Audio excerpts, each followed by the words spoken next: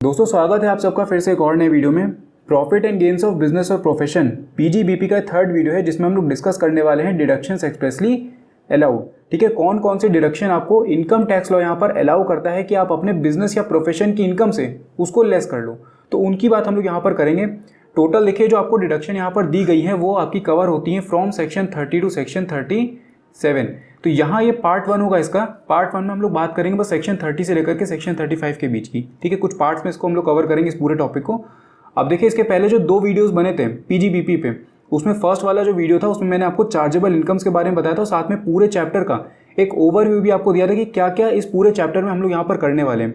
तो अगर वाला वीडियो जो सेकंड वीडियो था इसका, ठीक है, सेकंड वीडियो में हम लोगों ने ये देखा था कि किस तरीके से आप अपने प्रॉफिट एंड लॉस अकाउंट को यहाँ पर एडजस्ट करते हो, मतलब क्या क्या चीज़ें आपको यहाँ पर लेस करनी पड़ती हैं, क्या क्या चीज़ें आपको वहाँ पर माइनस करनी पड़ती हैं।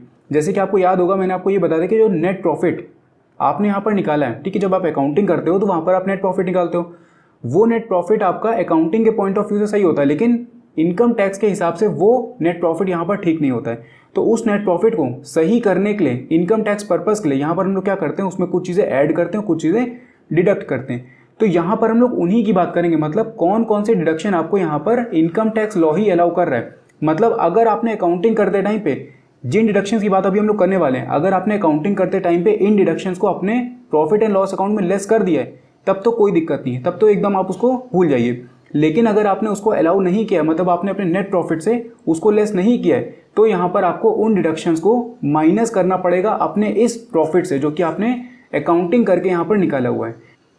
तो यहाँ पर आपको कुछ नंबर ऑफ डिडक्शंस देखने को मिलते हैं। अब देखें मैंने आपको स्टार्टिंग में भी बताया था कि ये वाला जो चैप्टर होता है ये कॉम्प्लिकेटेड नहीं होता है, बस ये होता है कि इसमें थोड़ा सा याद करने वाला मटेरियल ज़्यादा रहता है। तो जितना हो सका है मैंने उतना सिंपल करके यहाँ पर सारे डिडक्शंस को एक जगह पे इकट्ठा कर दिया है।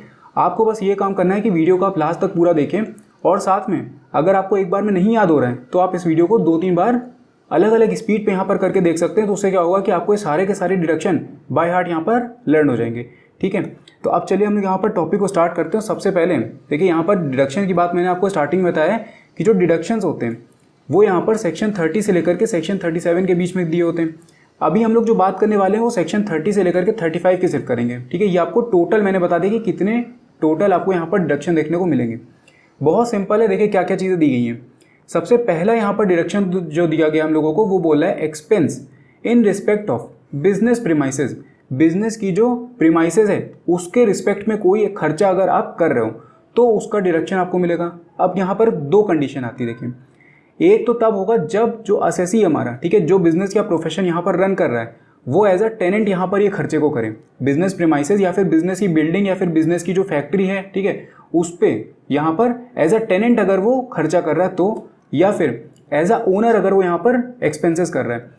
तो अगर वो एज अ टेनेंट यहाँ पर करेगा, मतलब किराएदार की तरह यहाँ पर अगर वो एक्सपेंसेस को कर रहा है, तो यहाँ पर उसको किन किन चीज़ों का डिडक्शन मिल सकता है। एक तो देखिए उसको यहाँ पर मिलेगा रेंट का, क्योंकि क्या है अगर वो टेनेंट है, किराएदार है, तो वो क्या करेगा, रेंट पे करेगा।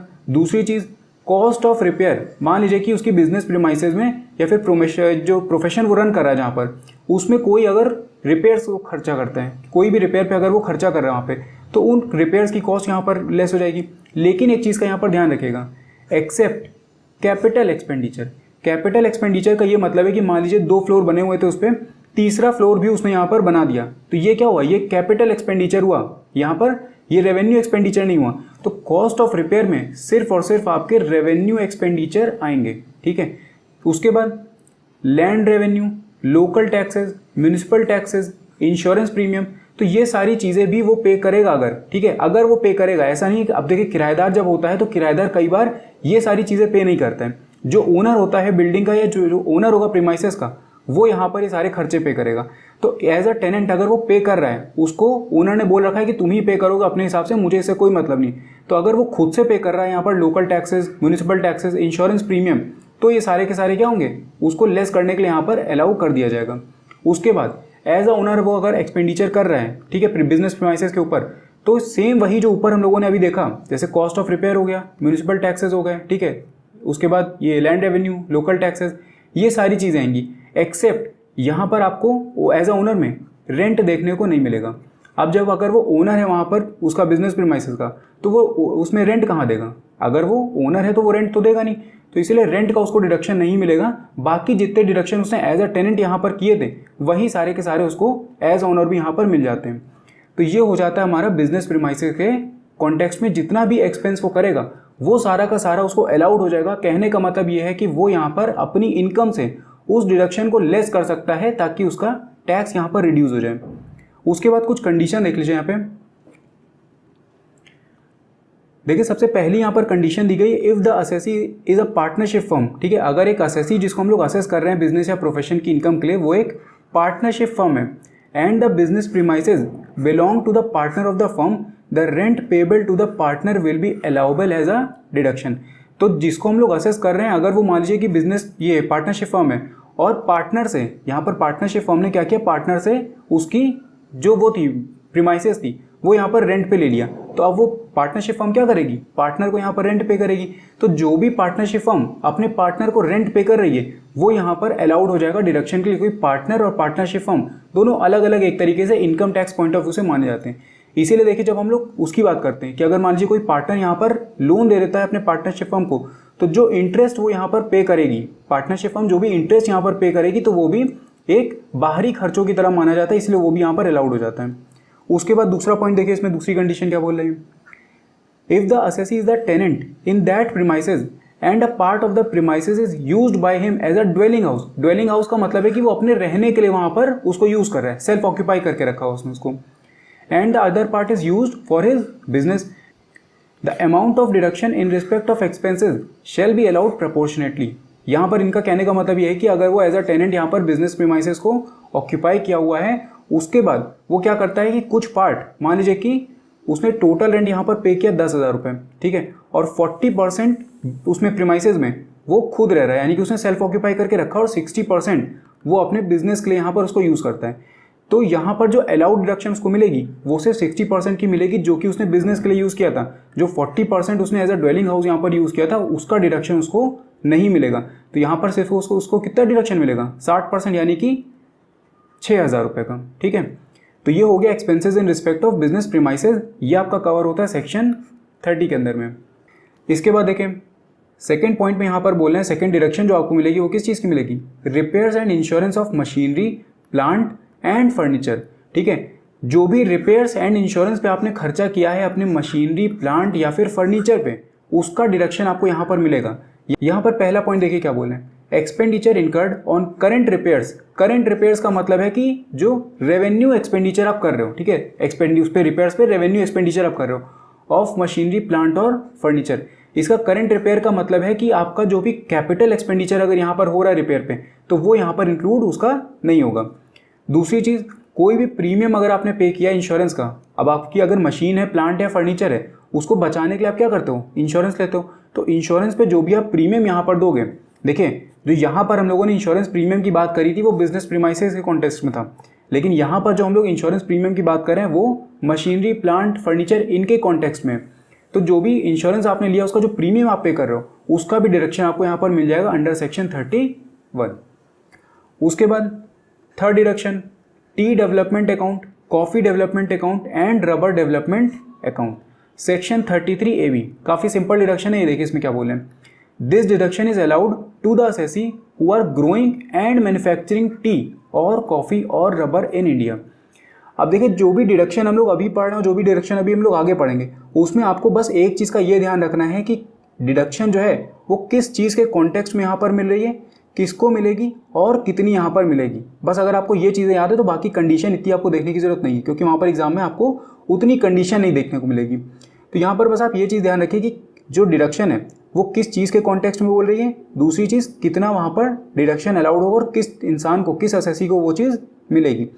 तो जैसे हम लोग थर्ड पॉइंट अगर देखें तो थर्ड पॉइंट में बोल रहे हैं कि ये डिडक्शन सिर्फ किसको अलाउड होगी, उस असेसी को जो कि क्या उगा रहा है, क्या ग्रो कर रहा है, टी, कॉफ़ी और रबड़। मतलब वो या तो इसको ग्रो करे या तो फिर इसको मैन्युफैक्चर करे, किसको, चाय पत्ती को, कॉफ़ी को और रबड़ को। तो उन्हीं असेसीज को ये पर्टिकुलर डिडक्शन यहाँ पर मिलेगी अंडर सेक्शन 33AB। इसके बाद देखें अब देखिए ये डिडक्शन कब मिलेगी, ये डिडक्शन तब मिलेगी जब एक पर्टिकुलर अमाउंट यहाँ पर डिपॉजिट कर दिया जाए within a period of 6 months from the end of the previous year or before furnishing of the return of his income whichever is earlier.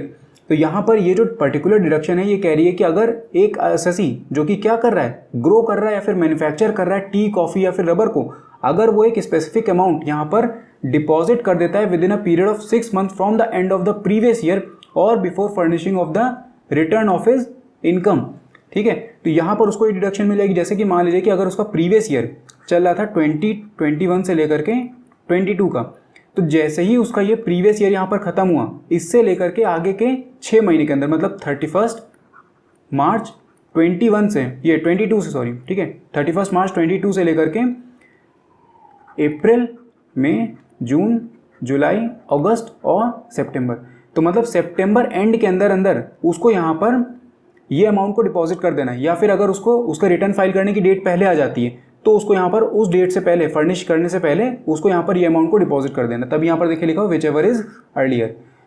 अब ये कहाँ डिपॉजिट करना है, ठीक है, जो अमाउंट डिपॉजिट करना है वो कहाँ पर डिपॉजिट करना है, तो वो अमाउंट डिपॉजिट करना है एक स्पेशल अकाउंट में जो कि ओपन कहाँ किया गया होगा, नाबार्ड में, यानी कि national bank for agriculture and rural development, in accordance with the scheme approved by the Tea board और coffee Board or Rubber board. मतलब जो T Board, Coffee Board or Rubber board ने एक स्कीम को यहाँ पर अप्रूव करके रखा है, उस स्कीम में नाबार्ड के अंदर में जाकर के वो इस अमाउंट को डिपॉजिट कर देगा।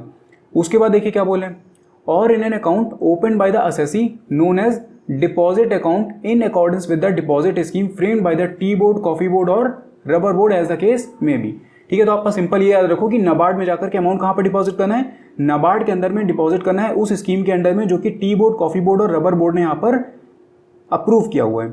इसके बाद कितना अमाउंट यहाँ पर एज अ डिडक्शन उसको मिलेगा, तो यहाँ पर देखिए क्वांटम में बताया गया है सबसे पहले a sum equal to the amount so deposited, जितना भी अमाउंट वो यहाँ पर डिपॉजिट करेगा उसका डिडक्शन उसको मिल जाएगा। या फिर सेकंड देखिए 40% of the profit of such business before making a deduction under this section or before setting off brought forward business losses. तो या तो देखिए मान लीजिए कि उसने अगर 50,000 रुपये का यहाँ पर अमाउंट डिपॉजिट किया और उसके प्रॉफिट जो थे यहाँ पे, वो सपोज यहाँ पर प्रॉफिट उसके थे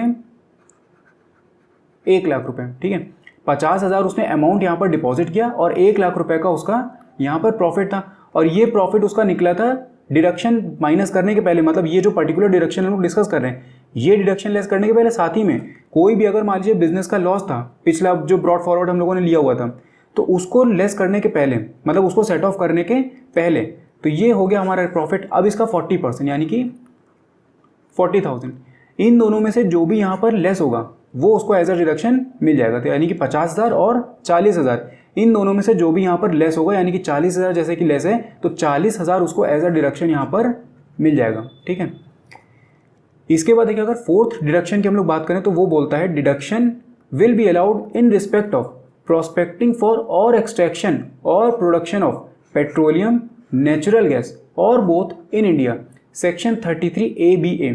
तो सेक्शन अगर आप याद करते चलते हो तो एक सीक्वेंस में आपको याद भी होता जाएगा। ठीक है, तो यहाँ पर ये बोले हैं डिडक्शन मिलेगा किसके रिस्पेक्ट में, प्रोस्पेक्टिंग। ठीक है, अगर वो ढूंढ रहा है या फिर एक्सट्रैक्ट कर रहा है यहाँ पर या फिर प्रोड्यूस कर रहा है पेट्रोलियम, नेचुरल गैस, या फिर ये दोनों की दोनों। ठीक है, और ये कहाँ होना चाहिए, इंडिया के अंदर में कर रहा हो। तो इस डिडक्शन में देखिए कंडीशन क्या दी हुई है हम लोगों को, a deduction will be allowed if the central government, ठीक है, has entered into an agreement with the assessee.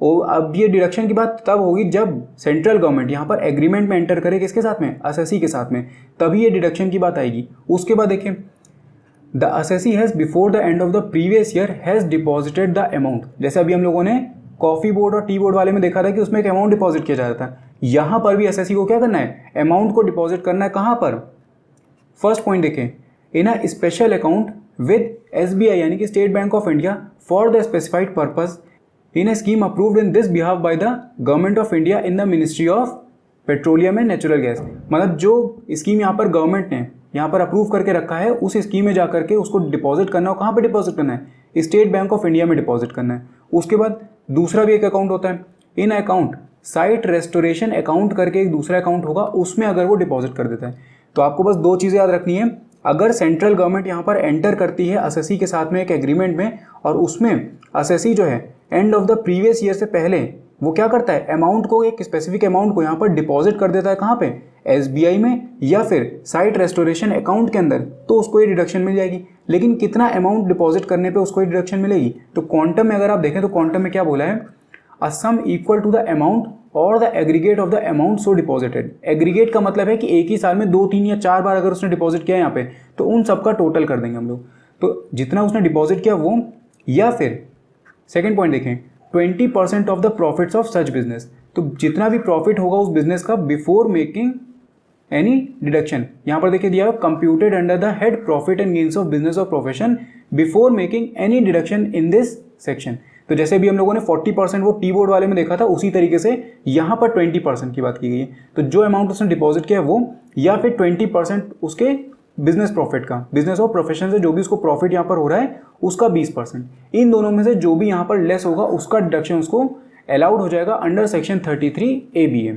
तो ये हो गई फोर्थ डिडक्शन की बात। अब देखिए इसके बाद देखिए बात करेंगे लोग फिफ्थ डिडक्शन की। उसमें बोला जा रहा है एक्सपेंडिचर ऑन साइंटिफिक रिसर्च, ठीक है, सेक्शन 35 के अंडर में आता है। इसके सेक्शन 35 के अंडर में कई तरीके के आपको और भी सेक्शन दिए हैं जिसमें अलग अलग साइंटिफिक रिसर्च की बात की गई है, तो वो आपको इतना ज़्यादा याद रखने की जरूरत नहीं है।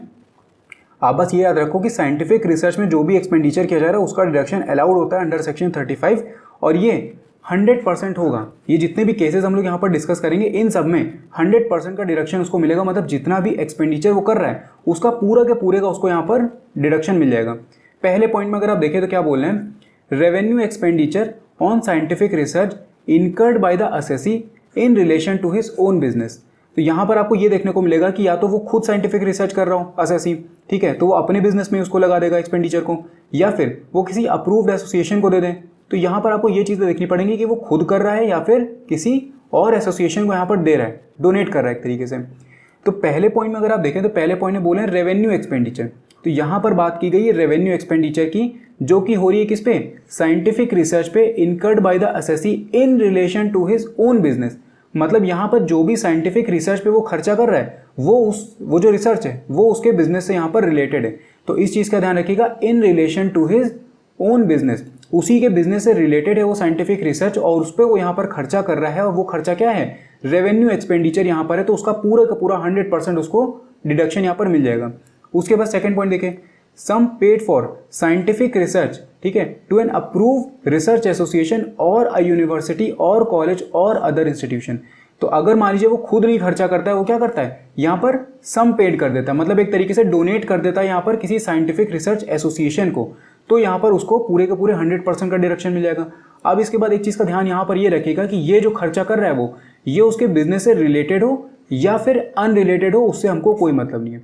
मतलब जो रिसर्च एसोसिएशन को उसने यहाँ पर पैसा दिया एक्सपेंडिचर करने के लिए साइंटिफिक रिसर्च पे, वो साइंटिफिक रिसर्च उसके बिजनेस से रिलेटेड भी हो सकती है या फिर अनरिलेटेड भी हो सकती है, वो हमारे कंसर्न का मैटर नहीं है, हमको उससे मतलब नहीं है। यहाँ पर अगर उसने दिया है तो वो पूरा का पूरा उसको डिडक्शन यहाँ पर मिल जाएगा। उसके बाद थर्ड पॉइंट देखें, sums paid for scientific research to a company. अगर एक कंपनी को यहाँ पर वो पे करता है, देखिए यहाँ पर क्या था, अप्रूव्ड रिसर्च एसोसिएशन थी, यूनिवर्सिटी थी और कॉलेज और अदर इंस्टीट्यूशन थे। यहाँ पर अब इसकी बात हो रही है कि साइंटिफिक रिसर्च के लिए किसी कंपनी को अगर सम पे किया गया है तो भी उसको 100% का डिडक्शन मिलेगा, लेकिन यहाँ पर कुछ कंडीशन है। सबसे पहली चीज़, वो कंपनी रजिस्टर्ड होनी चाहिए इंडिया में। दूसरा पॉइंट, उसका जो मेन ऑब्जेक्ट है उस पर्टिकुलर कंपनी का, उसका जो मेन ऑब्जेक्ट है वो यहाँ पर साइंटिफिक रिसर्च एंड डेवलपमेंट होना चाहिए। उसके बाद third point, it is approved by the prescribed authority. एक प्रिस्क्राइब्ड अथॉरिटी जो भी जिस पर्टिकुलर फील्ड में वो रिसर्च कर रही है वो अथॉरिटी उसको यहाँ पर प्रिस्क्राइब करे, वो अप्रूव उसको करे एक तरीके से। उसके बाद फोर्थ कंडीशन देखिए क्या बोले, it fulfils such other conditions as may be prescribe. मतलब अगर कोई और कंडीशन यहाँ पर प्रिस्क्राइब की गई तो वो उसको भी यहाँ पर फुलफिल करे, तभी उसका यहाँ पर उस असेसी को 100% का डिडक्शन यहाँ पर मिलेगा। इसके बाद फोर्थ पॉइंट देखें, sums paid for social or statistical research to an approved research association or university or college or other institution. तो यहाँ पर साइंटिफिक रिसर्च थी, यहाँ पर सोशल और स्टैटिस्टिकल रिसर्च है, तो इस केस में भी यहाँ पर क्या होगा, 100% का उसको डिडक्शन मिल जाएगा। इसके बाद देखिए फिफ्थ पॉइंट जो है हम लोगों का, वो हम लोगों का फर्स्ट पॉइंट से ही रिलेटेड है। जैसे फर्स्ट पॉइंट में मैंने आपको बताया था कि रेवेन्यू एक्सपेंडिचर अगर किया जा रहा है साइंटिफिक रिसर्च पे जो कि उसी असेसी के बिजनेस से यहाँ पर रिलेटेड है, तो उसको यहाँ पर 100% का डिडक्शन मिलेगा।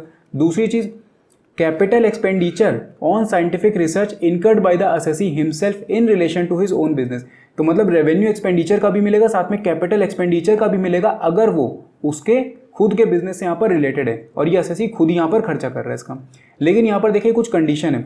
सबसे पहली कंडीशन तो आपको यहीं पे समझ में आ गई, in relation to his own business. तो यहाँ पर बोले research is related to the business carried on by the assessee. दूसरे पॉइंट में देखें, no deduction in respect of expenditure on the acquisition of any land. तो अगर खर्चा किया गया है किसी लैंड पे, कैपिटल एक्सपेंडिचर का देखिए साइंटिफिक रिसर्च उसको करनी थी, जो असेसी है उसको साइंटिफिक रिसर्च यहाँ पर करनी थी, तो उसको करने के लिए मान लीजिए कि उसने कोई ज़मीन खरीदी, उसी ज़मीन पे अब वो रिसर्च को कंडक्ट कराएगा अपने। तो अगर वो ज़मीन उसने खरीदी है तो वो यहाँ पर उसका एक्सपेंडिचर का डिडक्शन उसको नहीं मिलेगा। लेकिन और अगर कोई कैपिटल एक्सपेंडिचर वो कर रहा है, जैसे मान लीजिए कि कोई मशीन उसने मंगवा ली साइंटिफिक रिसर्च के लिए, तो उसको यहाँ पर उसका डिडक्शन मिल जाएगा। इसके बाद थर्ड पॉइंट देखें, unabsorbed capital expenditure can be carried forward and treated in the same manner as unabsorbed depreciation. तो अनएब्जॉर्ब्ड डेप्रिसिएशन का जैसे केस होता है कि उसको हम लोग कैरी फॉरवर्ड करके आगे के फ्यूचर ईयर्स में उसको सेट ऑफ कर सकते हैं। तो उसी तरीके से अगर कैपिटल एक्सपेंडिचर देखिए, क्योंकि बहुत बड़ा अमाउंट होता है, तो अगर वो एक ही स्पेसिफिक प्रीवियस ईयर में यहाँ पर सेट ऑफ नहीं हो सकता है, तो उसको हम लोग आगे कैरी फॉरवर्ड कर देंगे और आगे उसको सेट ऑफ कर देंगे। तो यहाँ पर हम लोगों ने ये देख लिया कि रेवेन्यू एक्सपेंडिचर पे भी मिल रहा है और कैपिटल एक्सपेंडिचर पे भी मिल रहा है अगर एसएससी उसको खुद कर रहा है और उसके बिजनेस से वो रिलेटेड है। इसके बाद 6 पॉइंट देखें, sums paid to a national laboratory or a recognised university or an IIT यानी कि Indian institute of technology for an approved scientific research programme. उसके बाद 7th पॉइंट देखिए, 7th पॉइंट में बोले expenditure on in house research and development facility except expenditure incurred on land or building. तो in house research अगर कोई conduct कराने के लिए या फिर डेवलपमेंट फैसिलिटी अगर वो ऐसी कोई क्रिएट कर रहा है, उस पर अगर उसका खर्चा हो रहा है तो उस पर भी उसको डिडक्शन मिलेगा, लेकिन ये डिडक्शन लैंड या फिर बिल्डिंग के केस में नहीं मिलेगा। तो इसमें साइंटिफिक रिसर्च में हम लोगों ने ये देख लिया कि सब केसेस में देखिए पहले कुछ होता था 150 भी मिलता था, लेकिन अब ये 2021 का जो 500 होता प्रीवियस ईयर था हम लोगों का, उसमें इसको 100% कर दिया गया था।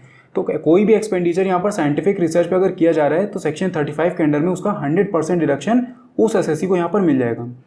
इसके बाद देखिए 6th एक्सपेंडिचर क्या बोला है, capital expenditure to obtain licence to operate telecommunication services. जैसे कि मान लीजिए वोडा हो गया, ठीक है, जियो हो गया, एयरटेल हो गया, तो ये सब टेली कम्युनिकेशन सर्विसेज में आता है।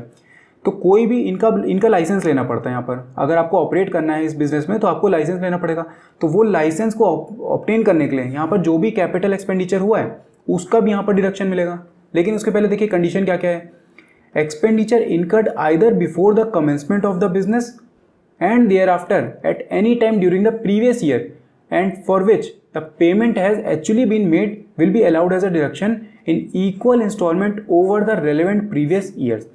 तो यहाँ पर एक एक करके इसको ब्रेक करते हैं। देखिए यहाँ पर आपका बिजनेस कमेंस होता है, ठीक है, कमेंस होने के पहले भी आप कुछ खर्चा करते हो। मान लो आप इसी का बिजनेस अगर करना चाहते हो टेलीकम्युनिकेशन सर्विसेज का, तो आपका बिजनेस स्टार्ट हो उसके पहले ही आपको उसका लाइसेंस लेना पड़ेगा। तो बिजनेस कमेंस करने के पहले अगर मान लीजिए आप खर्चा करते हो, या फिर आपने एक बार मान लो बिजनेस कमेंस कर दिया यहाँ से, ठीक है, और आप करते जा रहे हो, कोई और मान लो इसी से रिलेटेड कोई और बिजनेस आपका है, अब बीच में आपने इस बिजनेस में सोचा कि इसको हम लोग एक्सपैंड करते हो, यहाँ पर टेलीकम्युनिकेशन सर्विसेज में भी हम लोग एंटर कर जाते हैं, तो अब आपको इसमें लाइसेंस की ज़रूरत पड़ेगी। तो या तो कमेंसमेंट के पहले या तो फिर कमेंसमेंट के बाद में भी अगर आप खर्चा कर रहे हो तो भी उसका डिडक्शन आपको मिलेगा। लेकिन बस एक चीज़ का ध्यान आपको रखना है कि यहाँ पर पेमेंट एक्चुअली आप उसको कर रहे हो। ऐसा ना हो कि आपने सिर्फ बोल रखा है कि आप यहाँ पर लाइसेंस लेने वाले हो तो उसका एक्सपेंडिचर आप क्लेम करो, तो ये चीज़ नहीं होगी, आपने उसके लिए पेमेंट की हो। दूसरी चीज़, कब तक आपको ये डिडक्शन मिलेगा, तो देखिए यहाँ पर क्या बोले, will be allowed as a deduction in equal instalment over the relevant previous years. Relevant previous years का मतलब ये होता है कि जितने साल आपका वो लाइसेंस एक्टिव रहेगा। सपोज आपको यहाँ पर 10 साल के लिए अगर लाइसेंस मिला हुआ है तो 10 साल तक आपका वो कैपिटल एक्सपेंडिचर जो है वो यहाँ पर डिस्ट्रीब्यूट हो जाएगा। जैसे मान लीजिए कि अगर आपने 10 लाख रुपए यहाँ पर खर्चा किए, उस लाइसेंस को ऑब्टेन करने के लिए आपने 10 लाख रुपए खर्चा किए और 10 साल आपका ये लाइसेंस यहाँ पर चलेगा, तो 1-1 लाख रुपए का डिडक्शन आप हर साल करोगे। तो इसको बोला जाता है relevant previous year. Relevant previous year का मतलब ये देखिए यहाँ पर भी लिखा हुआ है, ये देखिए, in case where the licence fee is actually paid before the commencement of the business to operate telecommunication services the previous year beginning with the previous year in which such business is commenced। जैसे कि मान लीजिए 2011 चल रहा था, ठीक है, 2011 में वो पर्टिकुलर बिजनेस कमेंस होने वाला था, इसके पहले उसने खर्चा कर दिया, यहाँ पर उसने खर्चा किया था 2009 में, एक्सपेंडिचर उसने किया 2009 में उस एसएससी ने, और 2011 में उसका यहाँ पर बिजनेस कमेंस हुआ। तो अगर एक्सपेंडिचर किया गया है कमेंसमेंट के पहले, तो जो रेलेवेंट प्रीवियस ईयर है उसकी स्टार्टिंग होगी उस प्रीवियस ईयर से जिस प्रीवियस ईयर से यहाँ पर बिजनेस कमेंस हुआ है, यानी कि 2011 से। ठीक है, उसके बाद अगर मान लीजिए कि यहाँ 2011 में बिजनेस स्टार्ट हो गया, उसके बाद अगर वो किसी पर्टिकुलर प्रीवियस ईयर में यहाँ पर एक्सपेंडिचर करता है, तब उस केस में क्या होगा? तो देखिए यहाँ पे क्या बोल रहे हैं, in any other case the previous year beginning with the previous year in which the licence fee is actually paid. तो सपोज यहाँ पर 2011 में उसने बिजनेस को कमेंस कर दिया और 2013 में उसने यहाँ पर लाइसेंस फी को ऑब्टेन किया, तो 2013 से यहाँ पर प्रीवियस ईयर स्टार्ट होगा और उतने साल तक चलेगा हम लोगों का जितने साल तक वो लाइसेंस उसका एक्टिव रहेगा। ठीक है, तो इस चीज़ का आपको बस ध्यान रखना होगा इसमें। तो ये हम लोगों का हो जाता है capital expenditure to obtain a licence to operate telecommunication services under section 35A(b)(b)। अब देखिए इसी तरीके का एक और सेम हम लोगों को मिलता है डिडक्शन, जो कि आता है सेक्शन 35A(b)(a) के अंडर में। यहाँ पर ये बोल रहे हैं capital expenditure to obtain the right to use spectrum for telecommunication services. अगर आप स्पेक्ट्रम के राइट्स यहाँ पर ऑब्टेन करते हो, उस पर कोई भी कैपिटल एक्सपेंडिचर आप कर रहे हो, तो उस पर भी आपको सेम वैसी डिडक्शन मिलेंगे जो कि आपको यहाँ पर मिल रहे हैं। ठीक है, जो सेक्शन 35A(b)(b) में जिस तरीके की कंडीशन हम लोगों ने देखी, वही सेम टू सेम कंडीशन आपकी सेक्शन 35A(b)(a) में भी फॉलो होती है। तो इसलिए मैंने यहाँ पर देखिए लिख दिया सेक्शन सेम है सेक्शन 35A(b)(b). इसके बाद अगर आप 8th डिडक्शन को देखें तो यहाँ पर बोला है payment to rural development fund section 35CCA। तो अगर कोई भी पेमेंट आपने किया है यहाँ पर रूरल डेवलपमेंट फंड में, मतलब रूरल को डेवलप करने के लिए जो एक फंड सेटअप था, उसमें अगर आपने कोई भी पेमेंट यहाँ पर की है तो उसका भी डिडक्शन आपको मिलेगा। देखिए क्या कंडीशन बोल रहे हैं, under this section 100% of the deduction is allowed to an assessee who pays any sum to national fund for rural development, ठीक है, या फिर नेशनल पॉवर्टी इरेडिकेशन फंड। अभी सेटअप वेटअप वाल ये जो आगे दिया हुआ है सब छोड़ दिए, इससे कोई मतलब नहीं। Central government he normally in सारे फंड्स को सेटअप करती है। तो यहाँ पर अगर कोई भी national fund for rural development में अगर आप पेमेंट करते हो या फिर नेशनल पॉवर्टी इरेडिकेशन फंड में अगर आप पेमेंट करते हो, तो उसका भी 100% का डिडक्शन आपको मिलेगा अंडर सेक्शन 35CCA। इसके बाद अगर आप 9th डिडक्शन को देखें यहाँ पर, तो 9th डिडक्शन क्या बोला है, expenditure on agricultural extension project. अगर कोई भी खर्चा यहाँ पर किया गया है ऑन एग्रीकल्चरल एक्सटेंशन प्रोजेक्ट, तो उसका भी डिडक्शन मिलेगा। और कितना डिडक्शन मिलेगा? 100%। कंडीशन एक बार देख लेते हैं, चलिए। Where an assessee incurs any expenditure in agricultural extension project notified by the board, there shall be allowed a deduction of sum equal to 100% of such expenditure. ठीक है, तो नॉर्मली अगर आप देखें तो ज़्यादातर डिडक्शन जितनी भी हैं वो सारी की सारी यहाँ पर 100% ही है। कुछ में यहाँ पर 20% और 40% वाला केस आता है, जैसे हम लोगों ने वो टी कॉफ़ी बोर्ड वाला देखा। ठीक है, उसके बाद दूसरा जो हम लोगों ने देखा था उसमें 20% था। तो कुछ में यहाँ पर 20% 40% की लिमिट लगी, लेकिन नॉर्मली देखेंगे तो सब में 100% की लिमिट यहाँ पर दी गई है। इसके बाद 10th एक्सपेंडिचर की अगर बात करें तो ये बोला है expenditure on any skill development project. अगर कोई भी खर्चा किया गया यहाँ पर स्किल डेवलपमेंट प्रोजेक्ट के लिए सेक्शन 36CCD के अंडर में, तो उसका भी डिडक्शन मिलेगा। देखिए क्या बोल रहे हैं, वेयर अ कंपनी, ठीक है, यहाँ पर एक चीज़ का ध्यान रखिएगा, वेयर अ कंपनी, सिर्फ ये डिडक्शन किसको मिल रहा है? कंपनी को मिल रहा है, यानी कि पार्टनरशिप फर्म है या फिर इंडिविजुअल अगर कोई एसएससी तो उसको नहीं मिलेगा, सिर्फ और सिर्फ एक कंपनी को यहाँ पर ये मिलेगा। Incurs any expenditure including the cost of any land or building. यहाँ पर किसी लैंड या बिल्डिंग की कॉस्ट को एक्सक्लूड कर दिया जाएगा, क्योंकि देखिए लैंड और बिल्डिंग के केस में क्या होता है कि उसको हम लोग कैपिटल एक्सपेंडिचर जो भी उस पर हो रहा है वो हम लोग कैपिटल गेन में यहाँ पर लेकर के जाते हैं, मतलब वो as a cost of acquisition हम लोग कैपिटल गेन में ट्रीट करते हैं। तो उनकी जो भी कॉस्ट होगी यहाँ पर उसको हम लोग छोड़ देंगे, लैंड या बिल्डिंग की। उसके बाद क्या बोले, on any skill development project notified by the board there shall be allowed a deduction of a sum equal to 100% of such deduction.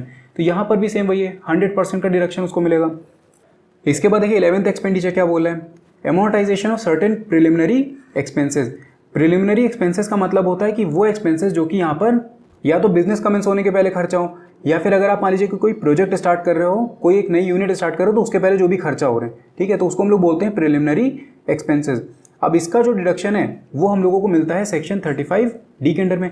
देखिए क्या बोल रहे हैं, वेयर एन इंडियन कंपनी, ठीक है, where an Indian company or a non corporate person, ठीक है, non corporate person मतलब कि जैसे इंडिविजुअल हो गया, resident in India incurs any preliminary expenditure of the nature specified below, जो कि नेचर हम लोगों को बताएगा कि किस किस चीज़ पे यहाँ पर खर्चा हो सकते हैं।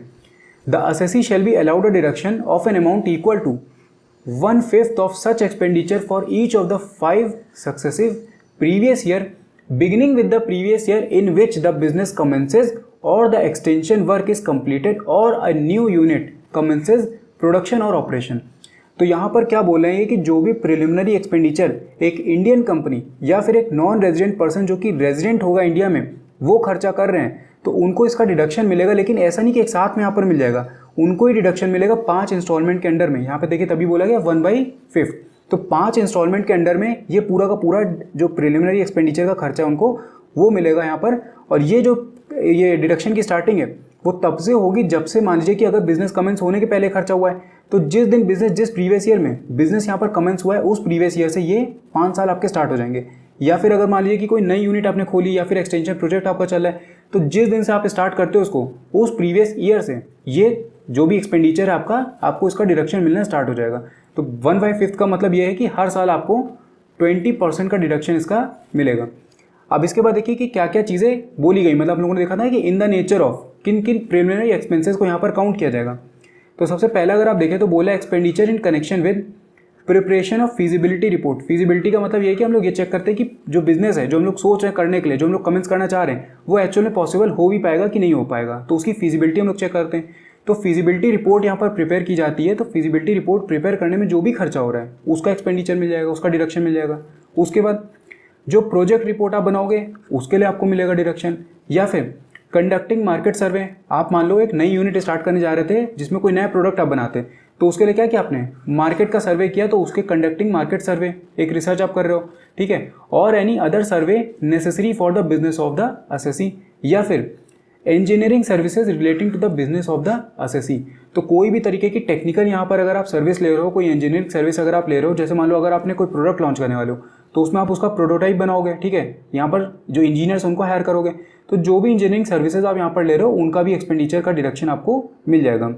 उसके बाद देखिए पॉइंट बी में, ये पॉइंट ए होता हम लोगों का, ये वाला जो पूरा हम लोगों ने पढ़ा ये पॉइंट ए था। इसके बाद पॉइंट बी में देखिए क्या बोले, legal charges for drafting any agreement between the assessee and any other person for any purpose relating to the setting up or conducting of the business of the assessee. मतलब यहाँ पर देखिए बात हो रही कमेंस करने की या फिर कोई नई यूनिट को स्टार्ट करने की, तो सीधी सी बात है कि कोई एग्रीमेंट यहाँ पर फॉर्म होगा जो असेसी उसके बीच में और जो दूसरी पार्टीज है उनके बीच में। तो एग्रीमेंट यहाँ पर जो फॉर्म हो रहा है तो लीगल भी चीज़ें भी आएंगी, जैसे एडवोकेट्स हो गए, ठीक है, कोर्ट की फीस हो गई, रजिस्ट्रेशन फीस हो गई, तो जो भी यहाँ पर लीगल चार्जेस पे कर रहा है वो उनके मिल जाएगा, उसको उनका डिडक्शन मिल जाएगा। उसके बाद सी पॉइंट में अगर आप देखें तो बोले if the assessee is a company, अगर एक असेसी जो है वो कंपनी है तो in addition to the above expenditure, मतलब ये जो हम लोगों ने अभी लीगल चार्जेस की बात करी उसके एडिशन में उसको और भी यहाँ पर डिडक्शन मिल जाएंगे, जैसे कि क्या, legal charges for drafting of memorandum और आर्टिकल ऑफ एसोसिएशन। जैसे आप जानते हो कि जो कंपनी होती है उसमें एमओए और एओए होते हैं, ठीक है, तो उनको ड्राफ्ट करने के लिए जो भी लीगल एक्सपेंसेस पे कर रहा है, लीगल चार्जेस पे कर रहा है, उसका डिडक्शन। उसके बाद प्रिंटिंग के जो भी चार्जेस हैं, अब इनकी कॉपीज भी तो प्रिंट होगी ना, जो सर्कुलेट होती है सब में, रजिस्ट्रार के पास से कॉपी जाती है, तो उसकी प्रिंटिंग के चार्जेस यहाँ पर मिल जाएंगे।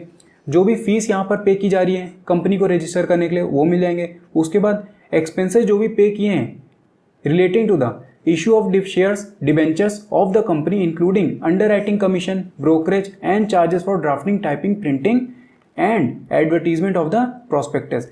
तो आप जानते हो कि जब भी शेयर्स या डिबेंचर्स यहाँ पर इशू होते हैं, नॉर्मली शेयर्स जब भी इशू होते हैं तो प्रोस्पेक्टस इशू किया जाता है। तो प्रोस्पेक्टस जब इशू किया जाएगा तो उसके प्रिंटिंग के चार्जेस हो गए, टाइपिंग के हो गए, ड्राफ्टिंग के हो गए, तो ये सारे चार्जेस का डिडक्शन भी उसको मिल जाएगा। इसके बाद डी पॉइंट में अगर आप देखें तो बोले सच अदर एक्सपेंडिचर एज में बी प्रिस्क्राइब, ठीक है, तो ये हर के आपको दिख जाएगा कि जो भी यहाँ पर गवर्नमेंट प्रिस्क्राइब करती रहती है टाइम टू टाइम वो भी यहाँ पर उसको डिडक्शन मिल जाएगा। इसके बाद देखिए सबसे मेन चीज़ ये आती है कि कितना यहाँ पर डिडक्शन उसको मिलेगा। तो यहाँ पर बोले the maximum amount eligible for deduction under this section shall not exceed 5% of the cost of the project. मतलब जो प्रोजेक्ट आप कमेंस करने जा रहे हो यहाँ पर उसकी 5% की कॉस्ट से ज़्यादा आपको डिडक्शन नहीं मिलेगा। या फिर अगर आप एक इंडियन कंपनी हो तो फिर आपको 5% कॉस्ट ऑफ प्रोजेक्ट या फिर 5% ऑफ कैपिटल एम्प्लॉयड, तो दोनों में से आप चूज कर सकते हो कि आपको 5% कॉस्ट ऑफ प्रोजेक्ट लेना है या फिर 5% ऑफ कैपिटल एम्प्लॉयड यहाँ पर लेना। और अगर आप इंडियन कंपनी नहीं हो यहाँ पर तो फिर आपको सिर्फ 5% कॉस्ट ऑफ प्रोजेक्ट मिलेगा। अब एक चीज़ का ध्यान रखिए, अभी मैंने आपसे एक चीज़ बोली कि 20% यहाँ पर अलाउ होता है एक साल के अंदर में, ठीक है, मतलब 5 इंस्टॉलमेंट में मिलेगा तो 20% का मिलेगा। तो अब आप बोलोगे कि 20% अभी मैंने बोला और ये बोला हूँ 5%, तो तो एक चीज़ का ध्यान रखिए, ये जो 20% है ये एक्सपेंडिचर की बात है और ये जो 5% है ये कॉस्ट ऑफ द प्रोजेक्ट की बात है। मतलब कि यहाँ पर मान लीजिए कि 10 लाख रुपए का प्रोजेक्ट स्टार्ट हो रहा था, ठीक है, 10 लाख रुपए का प्रोजेक्ट यहाँ पे स्टार्ट हो रहा था। तो इस प्रोजेक्ट को स्टार्ट करने के लिए जो खर्चा हुआ वो मान लीजिए यहाँ पर हुआ कितना, ये ले लेते हैं हम लोग, चलिए 60,000 रुपये, ठीक है। 60,000 रुपये का प्रिलिमिनरी एक्सपेंडिचर आपने किया इस पर्टिकुलर 10 लाख के प्रोजेक्ट को स्टार्ट करने के लिए। तो ये जो 60,000 है इसको आप एक बार कंपेयर करोगे इसके प्रोजेक्ट की कॉस्ट से, तो देखिए 10 लाख का प्रोजेक्ट था, इसकी 5% हम लोगों को डिडक्शन अलाउड होती है। तो 5% इसका अगर आपको अलाउड है तो इसका मतलब 10 लाख का 5% कितना हो गया, 50,000 रुपये, ठीक है। तो ये 50,000 और आपका एक्चुअल एक्सपेंडिचर देखिए वो था 60,000, तो 50,000 तक की लिमिट सेट है, इससे ज़्यादा आप एक्सपेंडिचर यहाँ पर क्लेम डिडक्शन आप क्लेम नहीं कर सकते हो। तो 50,000 जो है वो आपको यहाँ पर मिलेगा और 50,000 आपको मिलेगा 1/5 हर साल में, यानी कि 10-10 हज़ार करके आपको 5 प्रीवियस ईयर तक ये मिलता रहेगा, ठीक है। तब यहाँ पर 60,000 की बात नहीं आएगी। तो ये होता है 5% कॉस्ट ऑफ द प्रोजेक्ट। इसके बाद देखिए अगर 12th हम लोग एक्सपेंडिचर की बात करें, 12th डिडक्शन की बात करें, तो वो बोला है एक्सपेंडिचर फॉर एमलगमेशन और demerger of N undertaking which is an Indian company, section 35DD। यहाँ पर बोले 20% of such expenditure for each of the 5 successive previous year beginning with the year in which amalgamation और demerger takes place. Amalgamation का मतलब मैंने आपको पहले ही बताया, एक बार फिर से बता दे रहा हूँ। देखिए एमलगमेशन का मतलब हुआ कि मान लीजिए कंपनी ए थी, वो जाकर के मर्ज हो गई यहाँ पर कंपनी बी में, तो ये तरीके का हो गया एमलगमेशन। उसके बाद डीमर्जर की अगर बात करें तो डीमर्जर जैसे हो गया कि मान लीजिए एक कंपनी है वो स्प्लिट हो गई यहाँ पर 2 कंपनी, जैसे एक कंपनी एक्स फॉर्म हो गई और एक कंपनी वाई हो गई।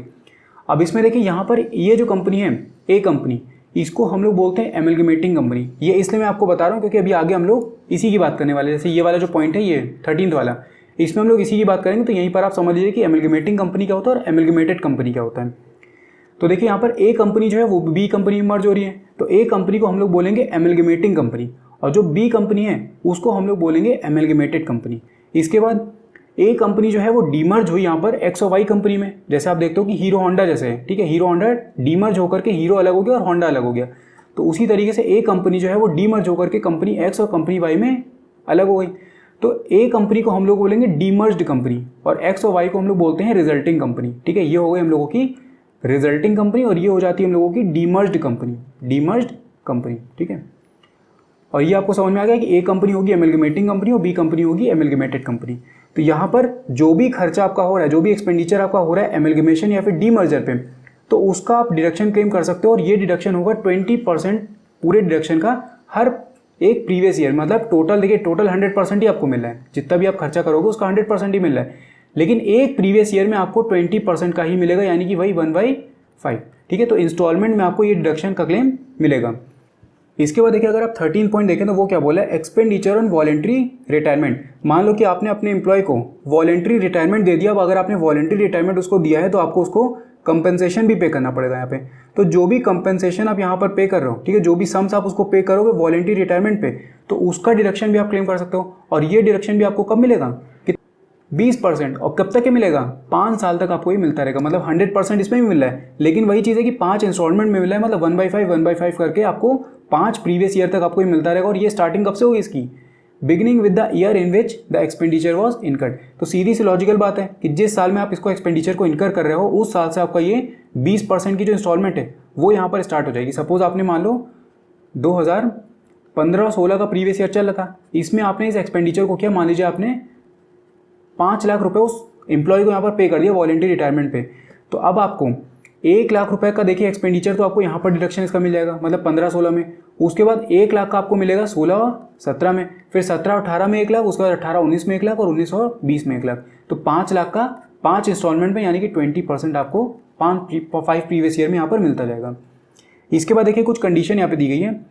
Deduction shall not be allowed to the amalgamating company, demerged company or a firm of proprietary concern in case of succession, or a private company or an unlisted public company is succeeded by a limited liability partnership. तो यहाँ पर इनका कहने का मतलब है कि एमलगमेटिंग company, जैसे हम लोगों ने अभी देख के मैंने आपको बताया था कि ए कंपनी जो है वो एमलगमेटिंग कंपनी है, ठीक है।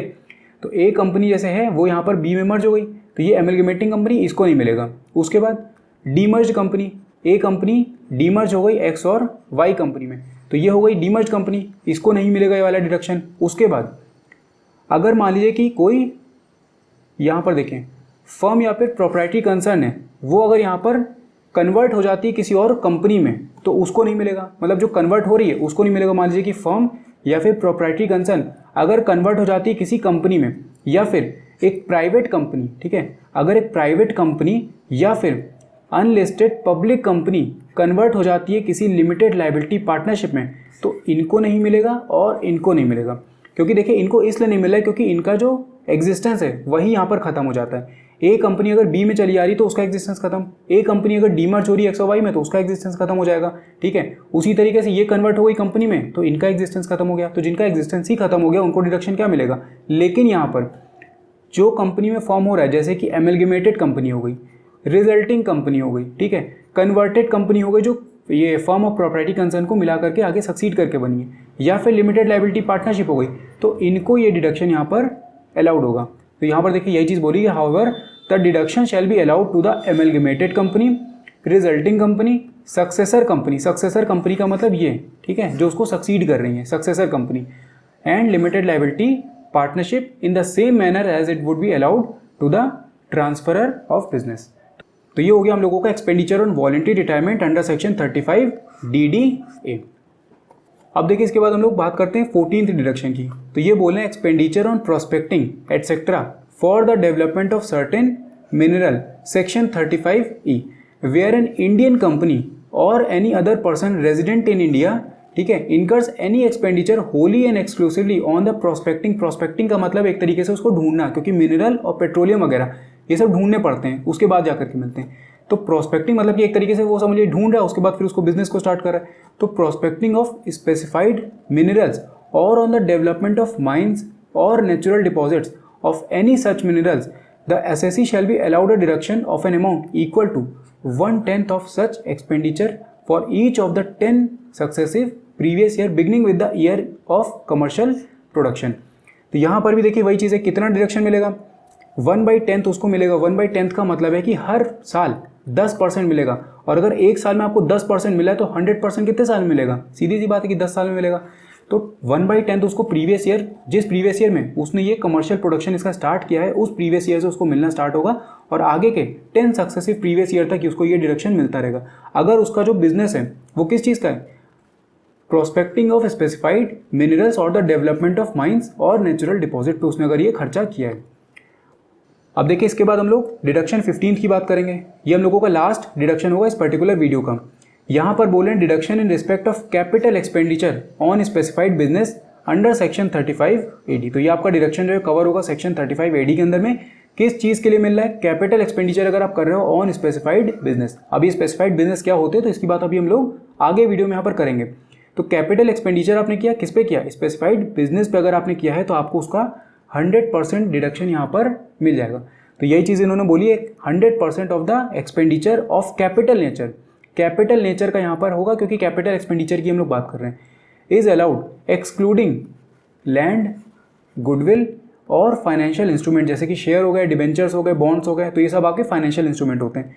तो इनको छोड़ करके, ठीक है, लैंड, गुडविल और फाइनेंशियल इंस्ट्रूमेंट जितने भी हैं इनके एक्सपेंडिचर को छोड़ करके बाकी आपने कोई भी कैपिटल नेचर का एक्सपेंडिचर अगर किया है ऑन स्पेसिफाइड बिजनेस तो वो आपका एज अ डिडक्शन आपको मिल जाएगा, और पूरा का पूरा डिडक्शन आपको उसको मिलेगा। अब इसके बाद आपको ये देखिए ये बताया गया कि कब आपको ये डिडक्शन अलाउड होगा, मतलब किस प्रीवियस ईयर में आपको ये कैपिटल एक्सपेंडिचर का डिडक्शन अलाउड होगा। तो पहले पॉइंट में अगर आप देखें तो बोला है capital expenditure incurred prior to the commencement of the specified business. अगर आपने स्पेसिफाइड बिजनेस कमेंस करने के पहले ये कैपिटल एक्सपेंडिचर इनकर किया है तब आपको ये कब अलाउड होगा, तो यहाँ पर बोले allowed as a deduction in the first year of the commencement. जैसे सपोज आपने मान लीजिए कि 2021 और 22 के प्रीवियस ईयर में यहाँ पर बिजनेस को कमेंस किया और आपने जो कैपिटल एक्सपेंडिचर किया था वो आपने किया था 2018 से 19 में। तो कैपिटल एक्सपेंडिचर आपने यहाँ पर किया, कमेंस आपने बिजनेस यहाँ पर किया, तो जिस भी प्रीवियस ईयर में आप बिजनेस को कमेंस करोगे उस प्रीवियस ईयर में आपको ये कैपिटल एक्सपेंडिचर का डिडक्शन यहाँ पर मिल जाएगा।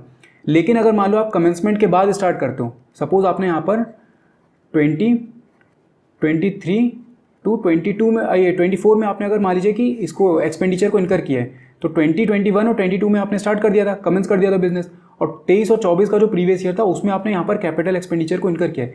तो इसमें जब कमेंसमेंट के बाद की बात होगी तो देखिए यहाँ पर क्या बोले हैं, capital expenditure incurred after the commencement of the specified business, तो आपको ये अलाउड होगा in the year of expenditure incurred. तो जिस भी ईयर में आप एक्सपेंडिचर को इनकर करो उस प्रीवियस ईयर में ये आपको अलाउड हो जाएगा डिडक्शन के उसमें। तो ये हम लोगों ने देखा। अब इसके बाद देखिए नीचे एक पॉइंट यहाँ पर लिखा है, payment of ₹10,000 in a day should not be made in cash. क्योंकि देखिए क्या होता है कि अगर आप 10,000 से ज़्यादा का कैश में पेमेंट करते हो तो आपको डिडक्शन वहाँ पर नहीं मिलता है। तो अगर आप उससे ज़्यादा का पेमेंट करो तो ट्राई करो कि आप उसको ऑनलाइन मोड से पेमेंट करो उसका। अब देखिए इसके बाद हम लोग बात कर लेते हैं कुछ कंडीशन की, जो कि अगर आपको सेक्शन 35 AD के अंदर में अगर डिडक्शन क्लेम करना है तो उन कंडीशंस को आपको यहाँ पर फॉलो करना पड़ेगा। सबसे पहली कंडीशन बोली, the specified business should not have been set up by splitting up or reconstruction of a already existing business. तो स्प्लिटिंग अप का मतलब एक तरीके से वही समझिए कि डीमर्जर। तो ऐसा नहीं हो कि या वो डीमर्जर के थ्रू हो या फिर कंपनी का रिकंस्ट्रक्शन यहाँ पर हुआ उसके थ्रू ये सेटअप नहीं होना चाहिए। इसके बाद देखिए सेकंड पॉइंट में क्या बोला है, the specified business should not have been set up by the transfer of plant machinery which was previously used for other purposes. तो मतलब ऐसा नहीं कि सेकंड हैंड उसको असेट को आप यहाँ पर सेकंड हैंड प्लांट या फिर मशीनरी को आप यहाँ पर ट्रांसफर करके उस स्पेसिफाइड बिजनेस को स्टार्ट करो। तो ये भी चीज़ नहीं होनी चाहिए, एकदम फ्रेश यहाँ पर प्लांट और मशीनरी आपको लगाने पड़ेंगे। इसके बाद देखिए थर्ड कंडीशन में हम लोगों को कुछ एडिशनल कंडीशन बताई गई है कि स्पेसिफिक बिजनेस के लिए, और वो स्पेसिफिक बिजनेस हम लोगों का होगा laying and operating across country natural gas, crude, petroleum oil pipeline network for distribution और स्टोरेज। ठीक है, अगर पाइपलाइन बिछाने का काम है उस बिजनेस का, ठीक है, या फिर इसी पाइपलाइन को यहाँ पर ऑपरेट करने का अगर बिजनेस है तो उसके लिए कुछ अलग से यहाँ पर कंडीशन दी गई है। तो पहली कंडीशन बोला the company should be formed and registered in India. तो ये जो कंपनी की बात हम लोग कर रहे हैं जो कि laying and operating a cross country natural gas pipeline की बात हो रही है यहाँ पे, वो क्या होनी चाहिए, रजिस्टर्ड होनी चाहिए। कहाँ पर, इंडिया के अंदर में। उसके बाद it should be approved by the petroleum and Natural gas regulatory board. अब इसी तरीके से देखिए आपको ये सी पॉइंट भी दिया और डी पॉइंट भी दिया है, तो बहुत ज़्यादा डीप में आप मत जाइए, मैंने आपको ये सिर्फ रेफरेंस के लिए यहाँ पर दे दिया, आप इसको चाहें तो पॉज करके इसको पढ़ सकते हैं। तो बहुत ज़्यादा डीप में घुसने की जरूरत नहीं, बस कुछ कंडीशन मैंने आपको ऊपर ऊपर से बता दिए, ये कंडीशन का ध्यान रखिएगा, तब आप इस पर्टिकुलर सेक्शन के अंदर में यहाँ पर डिडक्शन क्लेम कर सकते हो। इसके बाद सेम वही चीज़, एडिशनल कंडीशन कुछ और बताइए आपको, when specified business is developing, maintaining, operating, developing, managing and operating a new infrastructure facility. ठीक है, तो इसमें भी वही है कि company should be registered and formed in India, और यहाँ पर उसका जो एग्रीमेंट है वो यहाँ पर सेंट्रल गवर्नमेंट के साथ में होना चाहिए, या फिर स्टेट गवर्नमेंट के साथ में हो, या फिर लोकल अथॉरिटी के साथ में हो। तो ये भी कुछ कंडीशन आपको दी है, बहुत ज़्यादा ज़रूरी नहीं है क्योंकि आपसे एग्जाम में इतना ज़्यादा नहीं पूछा जाएगा। तो बस ये आपके रेफरेंस के लिए दे दिया है कि आपको पता रहे कि क्या क्या कंडीशन यहाँ पे फुलफिल करनी पड़ती है। इसके बाद देखिए हम लोग लास्ट में बात कर लेते हैं लिस्ट ऑफ स्पेसिफाइड बिजनेसेस की, मतलब कौन कौन से बिजनेस को आप स्पेसिफाइड बिजनेस में यहाँ पर काउंट करोगे। तो पहला इसमें देखिए क्या बोला है, setting up and operating of cold chain facility. और कोल्ड चेन फैसिलिटी यहाँ पर किस चीज़ के लिए, एग्रीकल्चर हो गया, मीट प्रोडक्ट्स हो गए, पोल्ट्री हो गया, मरीन प्रोडक्ट्स हो गए, ठीक है, products of horticulture, floriculture and apiculture हो गया, प्रोसेस फूड आइटम्स हो गए।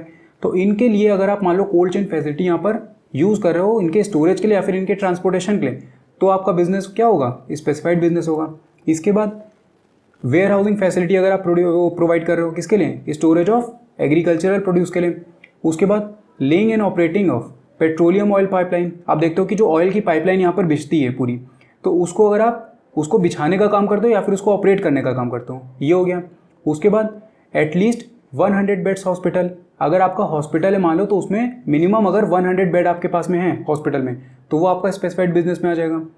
उसके बाद फिर बिल्डिंग फॉर स्लम रीडेवलपमेंट और रिहेबिलिटेशन फ्रेम्ड बाय सेंट्रल और स्टेट गवर्नमेंट। तो स्लम्स के रीडेवलपमेंट के लिए या फिर रिहेबिलिटेशन के लिए अगर आप बिल्डिंग यहाँ पर बना रहे हो तो फिर क्या है, वो आपका स्पेसिफाइड बिजनेस में आ जाएगा। या फिर हाउसिंग प्रोजेक्ट्स हो गए, 2 स्टार और अबव कैटेगरी के उसके होटल हो गए। उसके बाद फिर प्रोडक्शन ऑफ फर्टिलाइजर्स हो गए इंडिया में।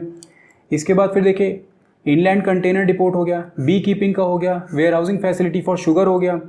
उसके बाद इंफ्रास्ट्रक्चर फैसिलिटी जैसे कि toll road, bridge, water supply, water treatment. तो इन सब की अगर आपकी मान लीजिए कि इंफ्रास्ट्रक्चर फैसिलिटी है, इनकी मतलब इंफ्रास्ट्रक्चर फैसिलिटी अगर आप प्रोवाइड कर रहे हो, या फिर semiconductor water fabrication manufacturing unit. तो इतना सारा डीप में मत जाइए किस चीज़ का बिजनेस है किस चीज़ का नहीं है, आप इसमें से उठा करके 6-7 बिजनेस को उसको याद कर लीजिए। तो ये आपके होते हैं स्पेसिफाइड बिजनेसेस।